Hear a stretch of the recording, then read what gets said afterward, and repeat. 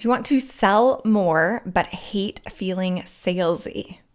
If so, this episode is for you. Welcome to the Brand Gravity Show. I'm your host, psychology-driven brand strategist, Kaye Putnam. And every touch point that somebody comes into contact with our brand is an opportunity to be our brand, to embody our brand, and to build goodwill with the people that are in our orbit. I loved today's conversation because we talked all about how to shape your sales conversations so that they are mutually enjoyable, mutually beneficial, and fit your brand and your style. My guest today is Aleasha Bahr, and she's a sales strategist and speaker with over 14 years of experience customizing sales strategies to your personality, audience, and offer, because sales is not one size fits all. Her Matchmaker sales method empowers solopreneurs to effortlessly convert 80% of their leads without pain, pitching, or pretending to be someone else. She's sold over $50 million in services herself and has helped others sell over $10 million in the last 2 years alone with her proven personalized approach. Let's get to the conversation.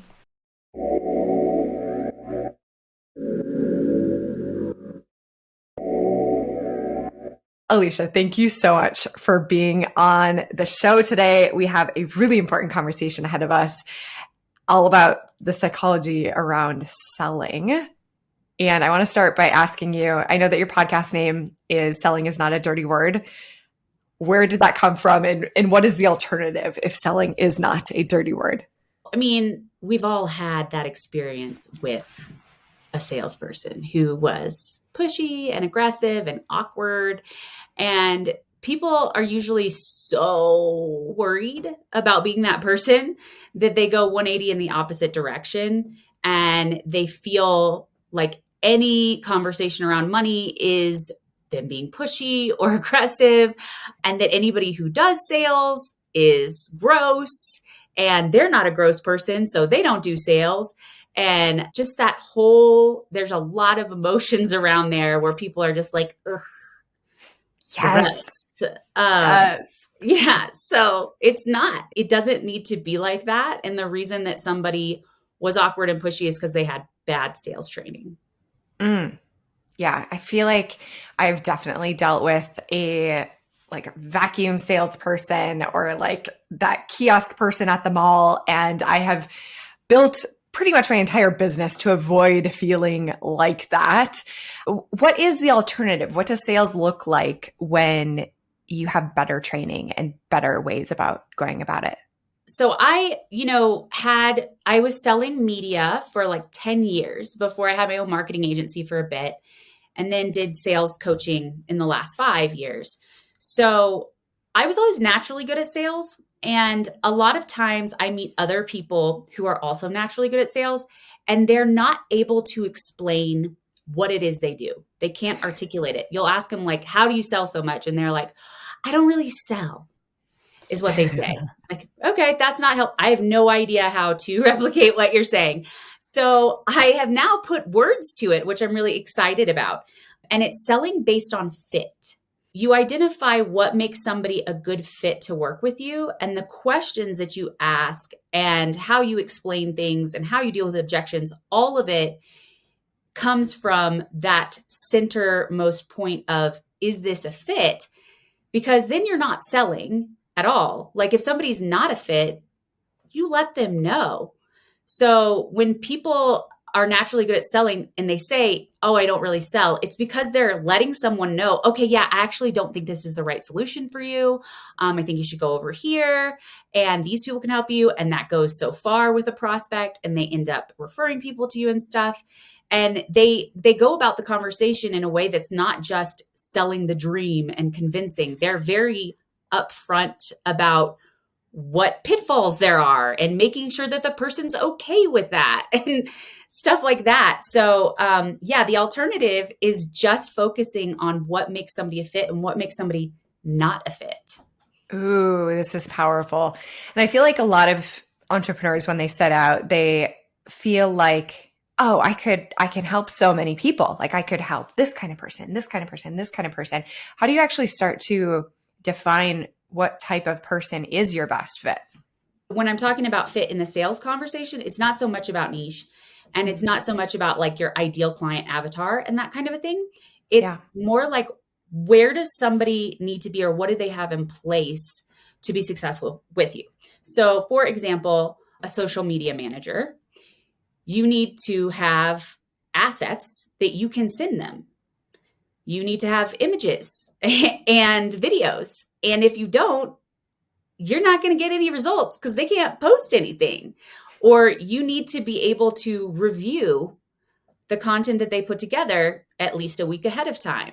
A lot of times that person, the social media manager, might get the best results for somebody who already has an audience of 1,000, who already has an email list of 500, or maybe the fit is doing it from scratch. And when you're further along, that's somebody else. Maybe they work best with someone who has a point person there. So like doctors and dentists a lot of times are doing all the stuff themselves. And it's like, look, this is not going to work unless you have an office manager I can communicate with to get all of the things I need. So those are some examples of like, this is the person who gets the best results with me. Does that make sense? Yeah, it does. It makes a lot of sense. And it sounds a lot like, forgive me. So I also come from kind of like that traditional, we were chatting before we started recording, but I come from very traditional sales where there's a lot of cold outreach and starting as many conversations as possible, like very much just like numbers game thing. And the conversation that you're describing to me sounds more like logistics of like, okay, let's just like bring you over the finish line. How do you get to the point where somebody's ready for that conversation to know if they're a good fit or not for you?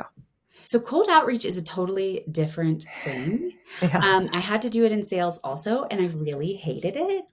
I think it's a personal style thing. I have a saying that sales stops being a numbers game when you stop treating people like numbers.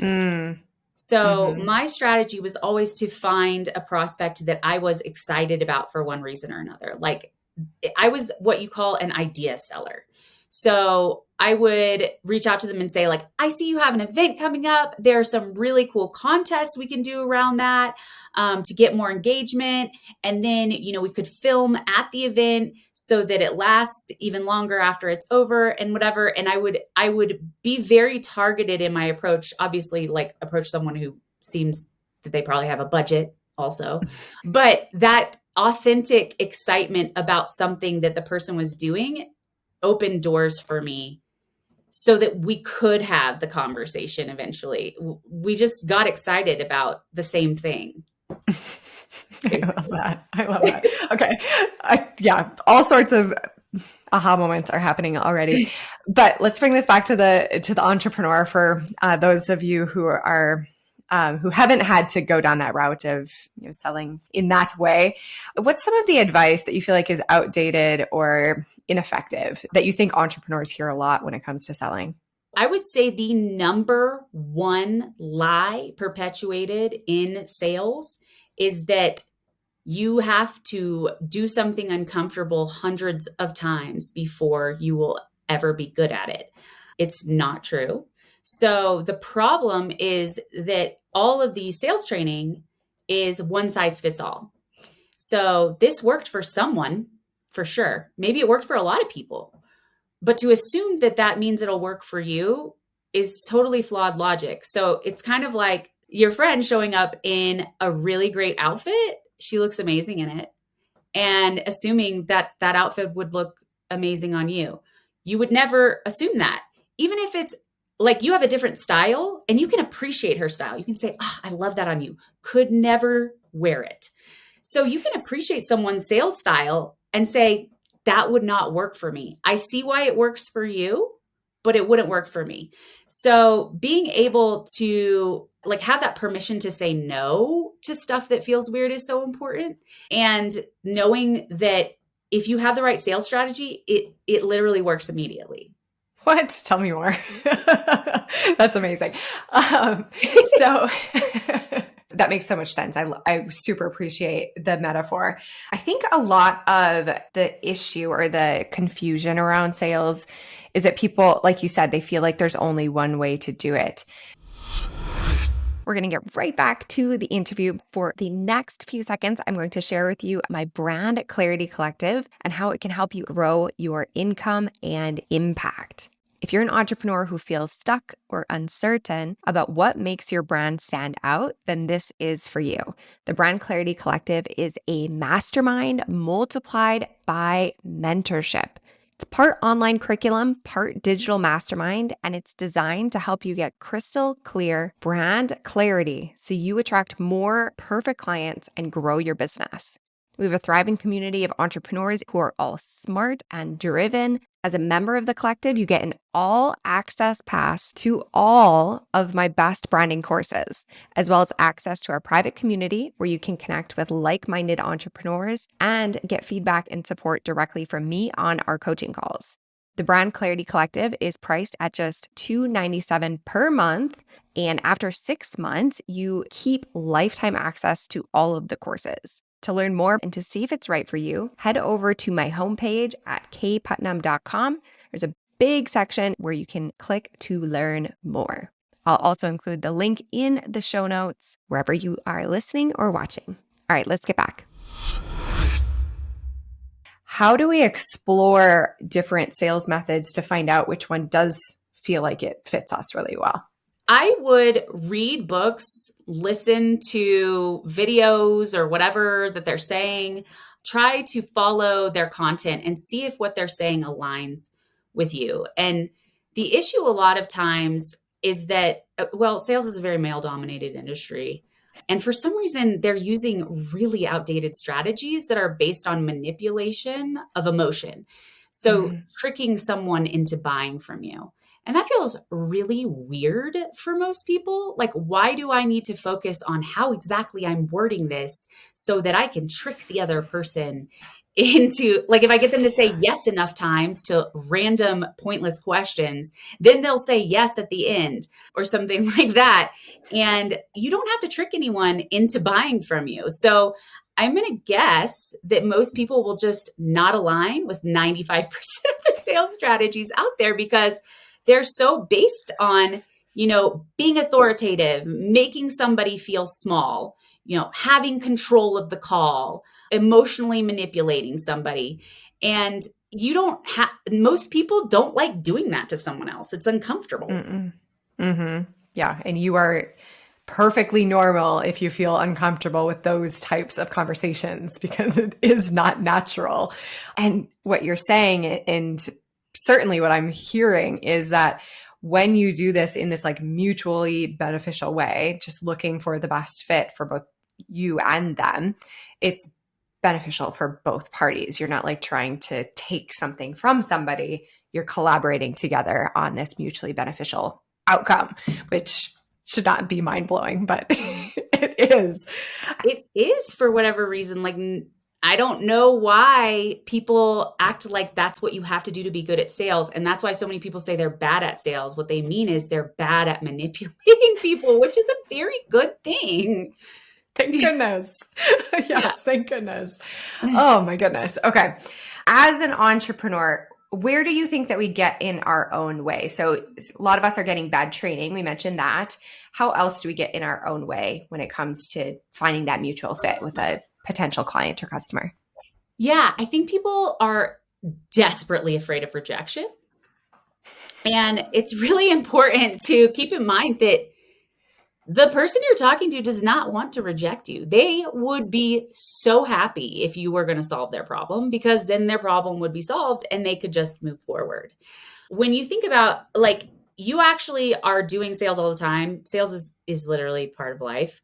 Whether you're trying to convince somebody to go to an event with you or convince your kids to do something or whatever, it's happening all the time. Just people get weird about money. So sometimes it helps people to say, have you ever invited somebody to a baseball game, for example? You would change what you were saying based on if the person had kids or was single and trying to meet someone. You would totally pitch the game differently. And so it's the same when you're talking to somebody, you're customizing the solution to them. Do they drink? Do they not drink? Do they want time off? Are they going to mingle with the singles? Do they care about good weather? Do they want to be right behind the home plate? What you focus on is going to be different. And it's really just a conversation like any other, but sometimes it helps people to think of it like dating. So you don't want to marry someone that you just met, which is moving forward in a client relationship with somebody immediately. Instead, you want to find out, does this person want kids? How are they with finances? And if you're just trying to marry anyone or take any client into your business, that is definitely part of your problem, because you're bringing on all kinds of people who aren't a good fit. So really looking at it more of exploratory, and if it's in both of our best interests. So it's not really about rejection. It's about aligning if it's in both of our best interests. And then if it is, getting excited about it. Ooh, yes, I like this. And I can sense the energetic shift that would happen behind that decision too, because when we're approaching a sales conversation, like, I need this to happen, I need this to work, that feels very different than coming at a conversation like, oh, let's find out if this is going to be awesome together, and bringing that type of energy is going to be much more effective, I imagine. So you talk a little bit about being excited about the opportunity, excited about the possibility. Is that part of selling? Like, do we have to just do some work on ourselves and our own offer to get really excited about it? What do you recommend when you work with your clients? Hopefully entrepreneurs are selling something that they're excited about. So the thing with entrepreneurs is nobody's in it for the sales. And if you are in it for the sales instead of the delivery, then you should just go do sales for somebody. Because you hate delivery. So whenever I work with someone, it's really important for me to understand, do you like fulfilling this service? Because a lot of times entrepreneurs get in this slippery slope of including stuff that they don't want to include because somebody asked. You don't have to do anything you don't want to do. And you can give very specific outcomes and say, this is the outcome that I'm going to give you, and I'm not going to touch those other ones. And I can refer you to those other people. So it's the same thing, like when you know someone is a really good fit, like when you figure out who do I get the best results for? It's somebody who doesn't want email marketing, let's say. So they don't want email marketing. They just want content marketing that's going to build up over time and establish relationships with their clients, for example, or something. And they love that part. They love the content marketing part. So it's easy to get excited about, especially if you know that this person is exactly who you get results for. Like, I'm just going to touch it and it's going to be like gold. So, I mean, personally, I like that kind of conversation better. A lot of people say that you should focus on the pain and the fear more than the excitement. And knowing their pain is important. Like, essentially, what's your challenge right now? What have you tried? Why didn't it work? And then getting excited about being on the other side of that. Okay, great. Sucks that happened. Totally feel your frustration there. And it's something that we see a lot. And I'm just so excited for you to experience the difference whenever we do XYZ together. It's just a more fun conversation to have, I think. If you're an entrepreneur, you got into this because you like giving someone that result. Usually. Yes, 100%. Okay. So your framework is the Matchmaker sales message. I had to double check, make sure I was saying the right phrase.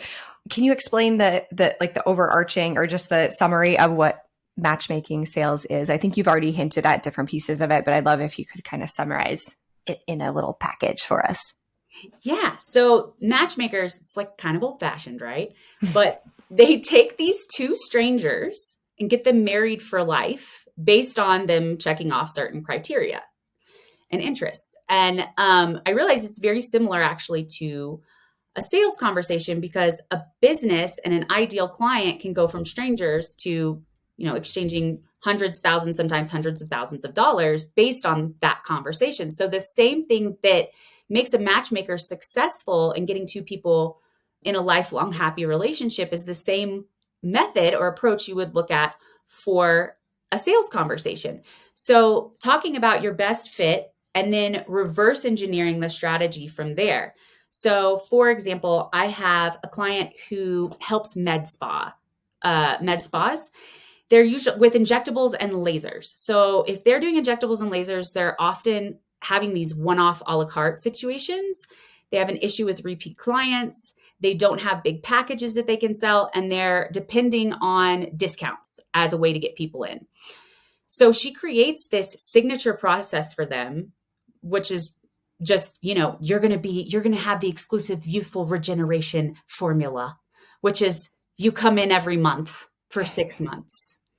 And it automatically differentiates them and locks in a bigger package ahead of time. So she does sales training on it too, to help them and their team position it correctly. Because sometimes they have tried this and they're just terrible at selling it. So anyway, when we build out her sales framework, all of a sudden we're only talking to people who have injectables and lasers. So let's just get that out of the way. We're talking to people who have an issue with client retention. We're talking to people who don't necessarily want to be constantly acquiring new leads and instead making the most of the clients that they have. And those questions are asked throughout the process. Like, what does your repeat client rate look like right now?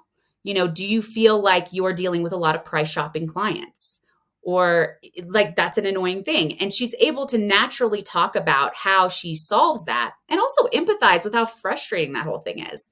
And, how do you feel about sales? Do you feel like you know how to position your products? Okay, well, I have a very clear process to help you with that. And then if there's objections, right, she's able to ask. You don't overcome an objection by just being like, listen, actually, it's great. And like your objection isn't valid and doesn't matter. So let me just tell you why what you're saying is not relevant, which just feels crappy to any prospect, which is like the traditional way to overcome objections.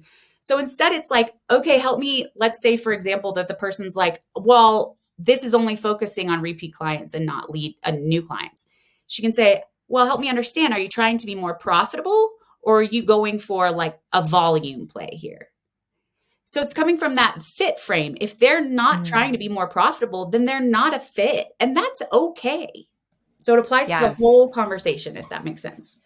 It does. It does. And this makes so much more sense. And it sounds like we're acknowledging or we're almost using some of their pain points as those fit criteria. Like if you're experiencing this symptom or this symptom, then you're a good fit for me. But you're not like dwelling or like twisting the knife in it. It's just more of like, is this a thing? Yes. Okay. Let's continue this conversation. Is that accurate or fair to say? Yeah, that is really accurate. And I mean, the thing that's so weird to me about digging into the pain is like the person got on the call because they're in pain. Like we know they're in pain. They know they're in pain. Everybody knows. We don't need to go into how painful it is. Like we know it sucks. Okay. Let's talk about how it's going to be better compared to what they've tried so far. I feel like for myself and then a lot of entrepreneurs that I talk to, the biggest quote unquote objection that freaks us all out is when people are just like, this is too expensive. I can't afford it. Is there something that we need to be doing before we get to that point to avoid that? Or how do you navigate that part of the conversation? Yeah. So there is a lot that should be done ahead of time. So, obviously when I am talking about the framework that I create for you, it's talking about it like we go through an intensive diagnostic process to create it all. And I'm really just giving the bird's eye view of it here. And there are other layers to overcoming objections, proactively overcoming objections ahead of time. I call them checking questions. So being like, after you say something, would that make a difference for you? After you explain something about your service and stuff, a lot of times we just have a tendency to just keep on rolling. We have no idea if the person liked what we said. Was it in line with what they wanted? Like, we don't know. So ask them, is that what you wanted? And when you have those conversations proactively, then you understand what was the hesitance behind it. A lot of times it's that they don't understand what you're saying. It's not clear. And then I also create like this, phased way of explaining what you do. So a lot of times if somebody's saying it's too expensive, you're focusing too much on deliverables. So people will be like, you get this many copy reviews and this many meetings, and then you'll get this report. And then it's when they're looking at other offers, they're thinking, well, this person is going to post for me on 5 platforms and you're only posting on 3. And it becomes more about the price and what's included. And deliverables, you might understand why that deliverable is really important for their result, but they don't. So it goes beyond features and benefits, which I don't know if you've heard about. That is yeah. Okay. So it goes beyond that a bit to really explaining the transformation behind it in a storytelling format. So to go to psychology, people learn best in storytelling formats. It's how we like communicated history for the longest time. So being able to say, first, we start out by analyzing your account and comparing it with the rest of the clients that we've had to know if those benchmarks are normal, identify what's working and what's not. So we keep those pieces and get rid of the pieces that aren't working. And then, you go into explaining your in-depth process for understanding their brand identity, whatever.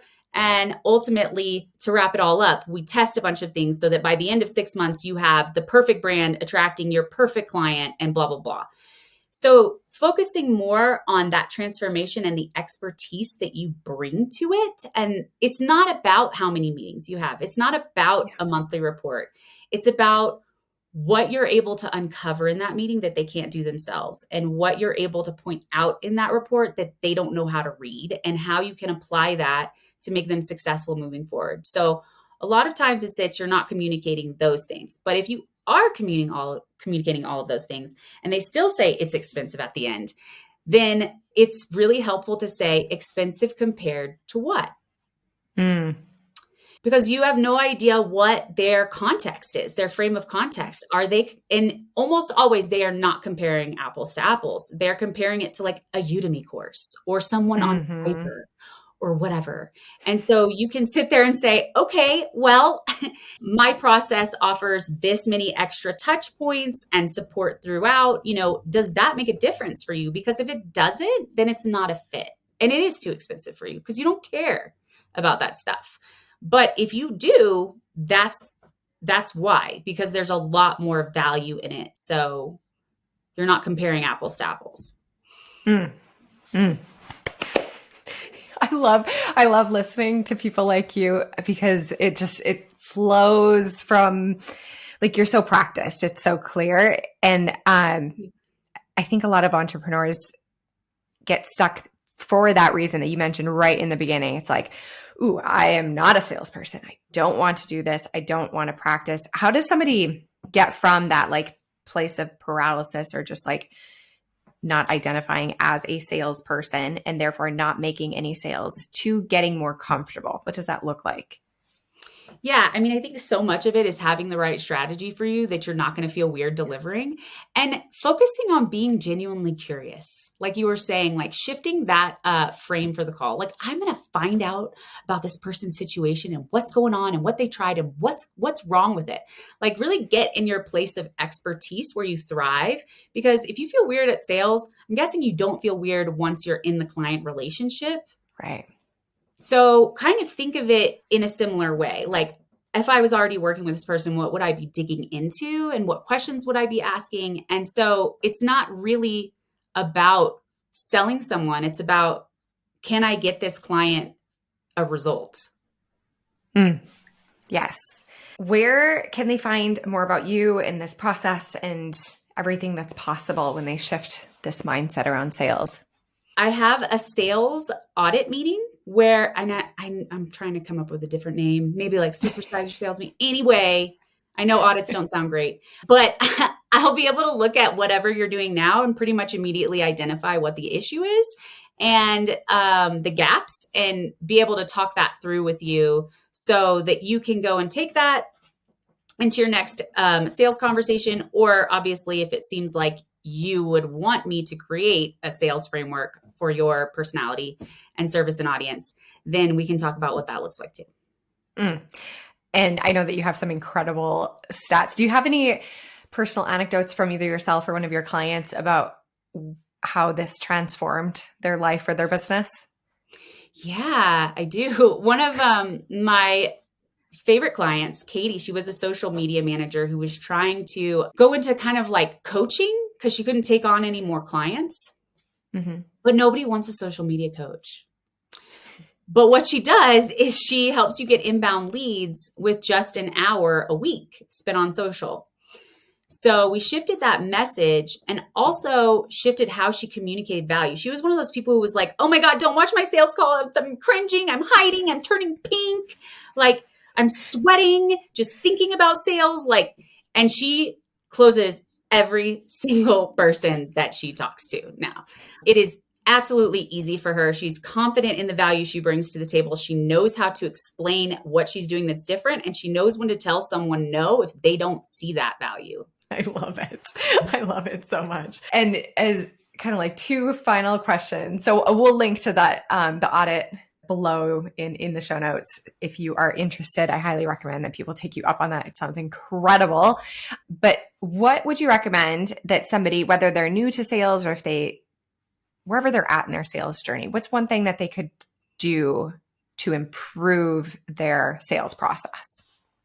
Yeah, I would say the biggest thing is think about who you got incredible results for and why, and get really clear on that so that you can be really clear with whoever you're talking to that's the person you get results for, so that they can get excited about that. And you can tell them who you don't get results for. Like, okay, I wanted to check these things because if you don't have them in place, it's much more delayed. But when people have what you're talking about in place, it's 30 days before they see results. And then the other person can get super excited about that. So the whole conversation shifts because you're not sitting there so much trying to explain why your stuff is cool or good. You are really understanding the other person's situation and able to explain why that's the perfect person for you to get results for. Mm-hmm.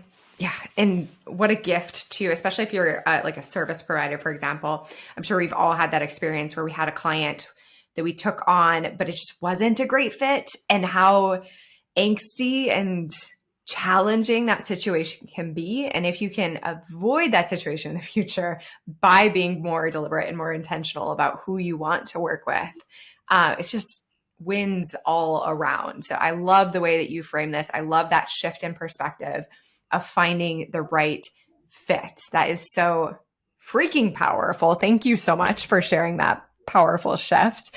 And one final question.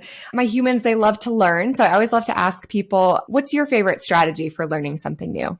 I definitely learn best by doing. Yeah. So implementing is my thing. I can't just study it. I have to immediately implement afterwards, and probably more than once. And then it sticks. Yes. Amazing. Yeah. Amazing. Aleasha, I loved this entire conversation. Thank you for sharing a bit of your genius. And I can't wait to dive more into your world because everything that you're saying makes so much sense. And it's such a freeing shift. So thank you. Thank you so much, Kaye. I really appreciate the opportunity. It's been so fun. Thank you. Thank you for listening. I hope you enjoyed this conversation as much as I did. What was your biggest aha moment? How are you shifting the way that you are looking at sales for your brand? Leave a comment below if you're watching on YouTube. Send me a message or a DM if you're listening on a podcast app. I would love to continue this conversation. Thank you so much for being here, and I will see you in the next episode.